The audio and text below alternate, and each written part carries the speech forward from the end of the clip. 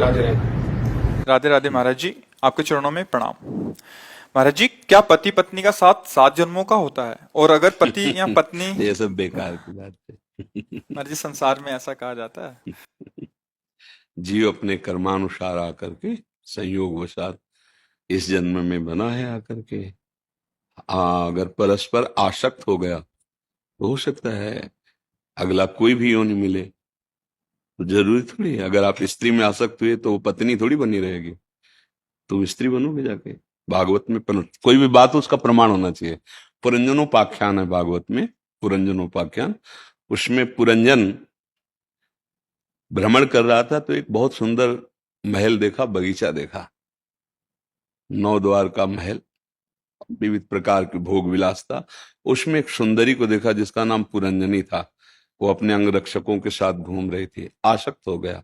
वो भी स्वीकार कर लिए दोनों। पूरा विवरण वो अध्यात्म का विवरण है। इसी बुद्धि पुरंजनी है और जीव पुरंजन है, और ये 9 द्वारों वाला ये पुर है पूरा। उसमें वो तो बड़ा लंबा विषय है, हम आपको सारांश में बताए। वो पुरंजन जब पुरंजनी में आसक्त हुआ, मरा, तो वो स्त्री बना जाके, और पुरंजनी अन्यत्र कहीं जन्म ली, लेकिन वो स्त्री बना जाके।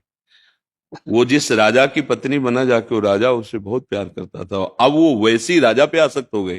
राजा युद्ध में मारा गया।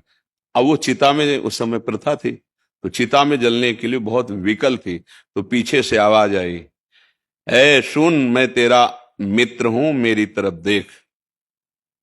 तो उसने देखा तो एक बहुत ही सुंदर तेजस्वी पुरुष खड़ा। बोले, मैं तो आपको नहीं जानती हूं। बोले, जानती नहीं तो मेरा नित्य सखा है, मैं तेरा नित्य मित्र हूं, मेरा नाम अविज्ञात है। अविज्ञात माने मैं जानने में नहीं आता हूं।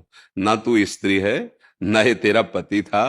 तू देख। जब देख कहा ना, तो जैसे टीवी में दिखाई देता है ना, ऐसे उसे सैकड़ों जन्मों की स्मृति आ गई और उसको दिखाई दे रहा, अरे ये तो बहुत बड़ा नाटक है मेरे साथ।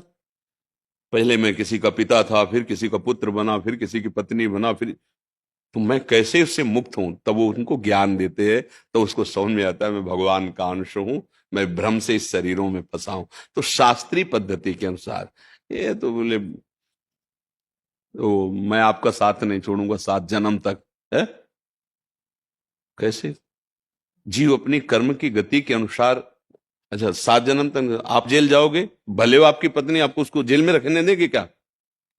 कि आप बहुत दोनों प्रेमी जोड़ा हो, आपने कसम खाई है कि 7 जन्म तक, और फिर क्या जन्म जन्म तक, ऐसे नहीं कहते? 1 जन्म नहीं, 7 जन्म तक, 7 जन्म नहीं तो जन्म वो समझते हम काल को अधीन किए जैसा हम चाहे। यही की जेल में आप बताओ, हमें प्रमाण दो कि आपके द्वारा अपराध बन जाए और आपको कानूनी सजा मिले आपको, तो क्या आपकी पत्नी को आपको साथ रहने में मिलेगा? नहीं मिलेगा ना।